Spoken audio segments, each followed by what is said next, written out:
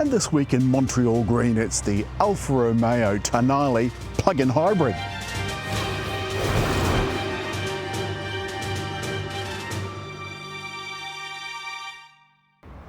These Tonale plug-in hybrids only come in one specification, and that's the Veloce, which gives you a couple of extra things like the black on the mirrors and so forth, cloverleaf alloys, which always look fantastic on an Alfa. And they put together a particularly sexy package. The lights, they're matrix LED lights. You've still got the little shield Alfa grille and the snake and cross emblem, which is symbolic of 60s motoring, which is the Alfas that I really like, that beautiful Alfa Montreal, of which this colour was named. I went into more detail with the first Tonale video that I did, and you'll remember that I wasn't particularly fussed on it. I liked the look, but I wasn't really that impressed with the performance. This is the same. It's still got blacked out rear windows and all of that sort of stuff, and you can go and look at that video for a more comprehensive look. And the rear is just the epitome of Italian style and grace. But because this is a hybrid, it's all-wheel drive, so you don't have any room under the rear floor for a spare. There's just some charging cords. Okie dokie, I've started the car. Oh, lovely. There's several features in here that are not in the normal car, the car that we've tested previously. Forgive all this stuff that wouldn't normally be there, that's just for my test. I've got 41 kilometers worth of battery left. I've also got drive modes. All of that's down here on the center console.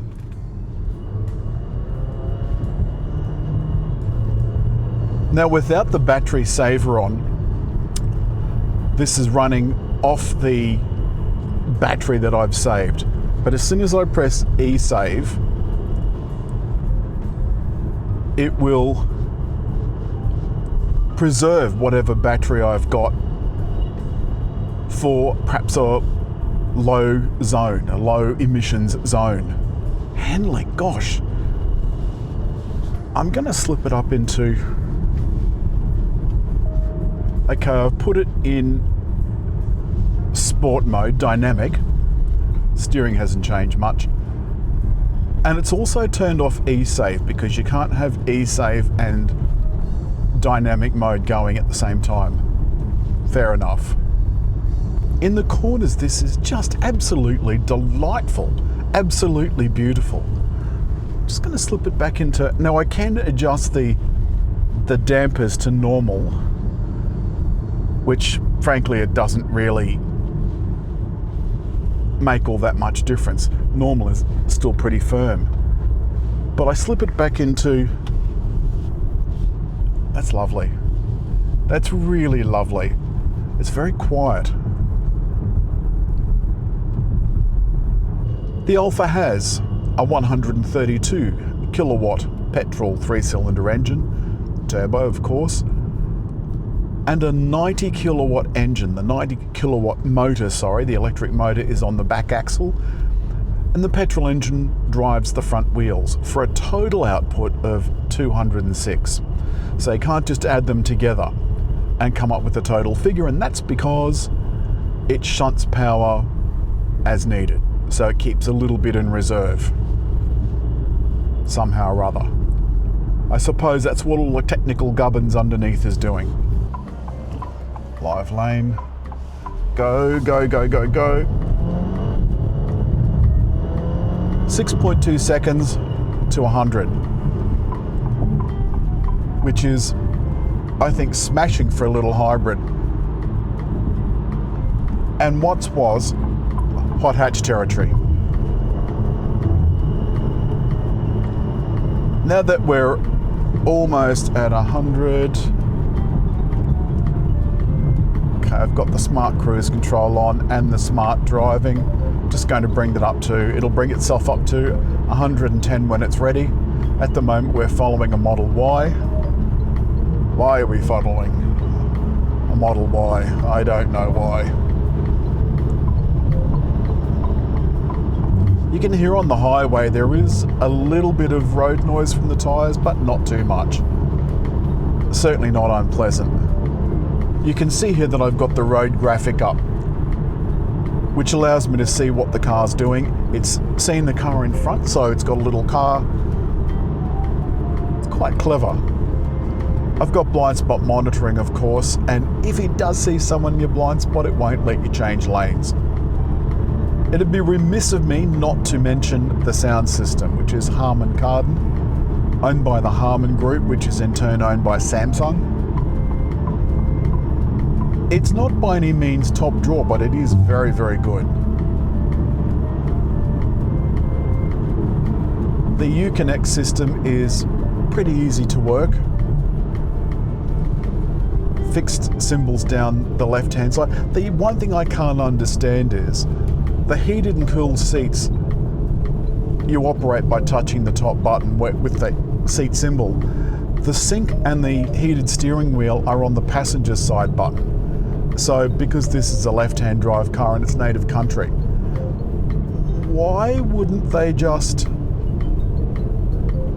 change that? It's just a computerized image. Other than that, it's very responsive, easy to use. The symbols down the side do exactly what they say. You go into the car menu, for example, and there's the car settings across the top, including a way to turn the screen off at night if you don't want it on. All right, I'm going into a tunnel, so I'm going to set this at 80 because we don't want to go too fast in the tunnel. I just want to mention the air conditioning controls, which Alfa have put on a separate row below the main screen. I like that. I like being able to get at my climate controls without having to fuss around with on-screen menus. If I'm being honest, an electric Alfa feels a little bit wrong and a little bit right. I'm now right in the heart of Sydney, and I'm cruising along in silence. I can just hear the faint little whine of an electric engine. Electric motor. And I'm using up absolutely no carbon emissions whatsoever. Now, that's the point I'm trying to make. If you were able to charge at home, then you would always be in EV mode, unless you really needed the power. Your fuel consumption would be negligible. I read some stories recently about, and they're somewhat misleading in their highlights. They're really just trying to get clicks. And they were saying that plug-in hybrids were up to 5 times dirtier than EVs. Well, of course they are. They've got a petrol engine. But it made out that EVs were trying to be something that they weren't, and that PHEVs were trying to be something that they weren't, and it's not true. PHEVs are trying to give you the best of both worlds for people not yet ready to make the full leap. That's all for the Alfaromeo Tonale plug-in hybrid, Veloce. What a mouthful. It is a beautiful car, nice to drive, very economical, relatively speaking, and you can get quite a bit of distance out of that plug-in hybrid battery. For $77,500, the choice you'd have to make is it worth it compared to the petrol-only version? And is it worth it compared to the opposition? Only a buyer can say, but this does have a lot of Italian flair. As always, hit like, leave a comment, and just over there to subscribe.